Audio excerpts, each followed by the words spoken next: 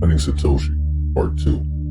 How come every sly millennial that thinks they know about Bitcoin talk like Einstein? You speak English, genius? Bitcoin is, Bitcoin that, blockchain, yada yada, decentralized, fiat is squad, blah blah blah blah. And look at me like I'm the degenerate? What? Win a Nobel Peace Prize? Nobody understands you.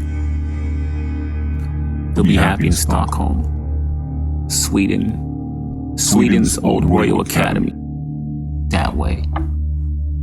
Soon as you hit seaport on the East Coast, on the mainland, try not to crash, then drown, then maybe die.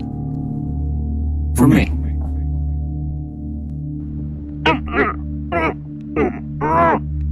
Yeah, exactly. That's what I'm saying. It's digital. Whoa. Who said that? Who's talking? How'd I know that? Who's talking to me? Whoa. Huh? Must be the wind. I do know inflation is having a field day on consumer wallets. High gas prices knock them over the head. Bureau of Engraving and Printing Services smoking. America's ready. Already deep in debt. So the more money the feds print, it becomes less valuable. You hear that? See how it makes sense? What we have are a bunch of IOUs that equate to monopoly money. $1 in 1913 had the same buying power as $26 in 2020. My. Sanctions on Russia don't help either. If Russia supplies our demands and we punish their economy spending, that punishes us. I don't see the logic. Don't see it. Seems to be a few men who have disagreements fight each other at the expense of millions of lives. Lucky us, huh? We get the front row to both our countries to watch and clap as our leaders shoot each other in the foot while running towards each other and shooting their own foot in the retreat.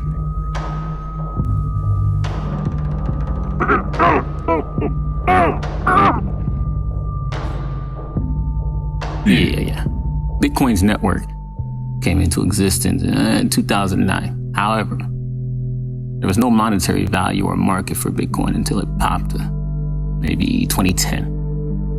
The first real-world Bitcoin transaction occurred around May 2010, where 10,000 Bitcoins were used to pay for 2 pizzas, valuing each Bitcoin at a fraction of a cent. Today, you may regret getting those 2 pizzas. Today, the value of that amount of Bitcoin would be nearly $550 million. That's how much your 2 pizzas cost. Bitcoin first crossed the $1 threshold February 2011. Just over a decade ago. And today, March 22nd, year 2022, Bitcoin stands roughly 41,000. So the last 10 years, bad for the dollar. A sovereign debt race to the bottom. While Bitcoin has outperformed the US dollar, commodities, you name it. Millionaires, billionaires, barely catching on, but see its potential. Now putting Bitcoin on their balance sheets. People like Michael Saylor, he's special, of MicroStrategy, the largest independent, publicly traded business intelligence company with the leading enterprise analytics platform. He owns within MicroStrategy about 124,000 Bitcoins, purchased at an average price of $30,000 per Bitcoin. Bitcoin is currently trading at about 41,000, value raising, no signs of stopping. So what's your deal, Finney? Here to hunt me? Or am I just turning crypto crazy?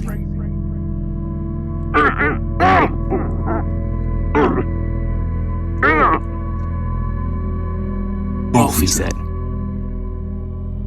Hal Finney spotted Satoshi Nakamoto Bitcoin's white paper on a cryptography mailing list in 2008 and immediately began exchanging emails with him, eventually helping to debug its code, perform its first test transactions, and mine a substantial hoard of the cryptocurrency. Hal Finney His full name, a revered cryptographer, Finney laid critical groundwork in the early days of Bitcoin to make a viable revolution in finance. Yeah. Because of this exclusive interaction, some people thought Finney was Satoshi. I know he wasn't, I can smell it. Satoshi had nerves of steel. You can't even hide that online. Yeah. But we know that's not true. Is it, Finney?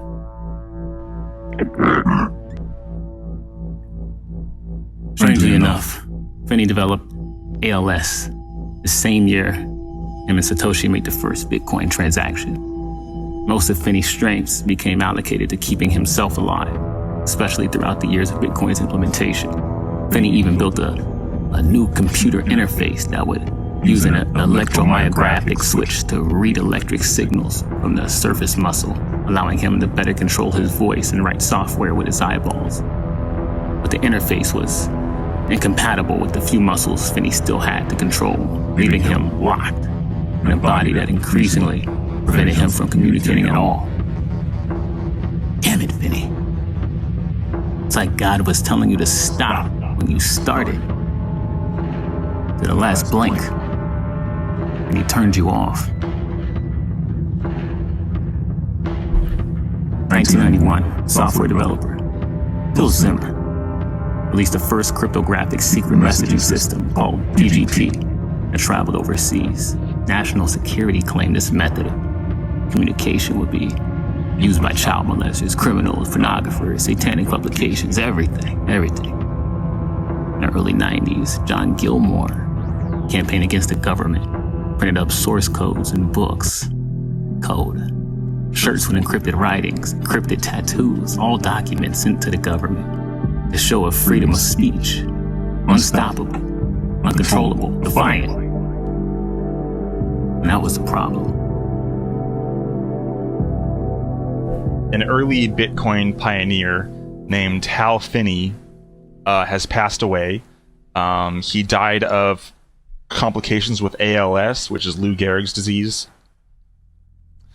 And I say died, but he was only declared legally dead once his pulse stopped. But once that happened, they threw his body into cryopreservation and took out all his regular blood and filled it with a cryo preservation replacement of blood.